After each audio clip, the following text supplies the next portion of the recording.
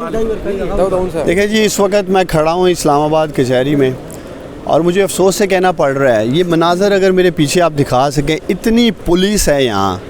ऐसा लग रहा है कि शहबाज गिल ने यहाँ दहशतगर्द कलभूषण की आज हाज़िरी है और आपको लोग कम नज़र आएंगे और पुलिस की गाड़ियाँ, पुलिस हर तरफ आपको ऐसी एक खौफ और दहशत के हालात नज़र आ रहे हैं और ना ही हमें अंदर जाने दिया जा रहा है।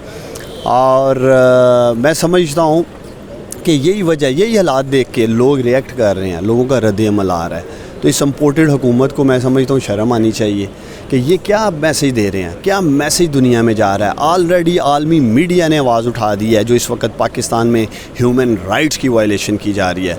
तो हम उम्मीद करते हैं सुप्रीम कोर्ट ऑफ पाकिस्तान इसका नोटिस लेगी और हमें हर सतह पे इंसाफ मिलने की उम्मीद है सुप्रीम कोर्ट ऑफ पाकिस्तान से। बहुत शुक्रिया।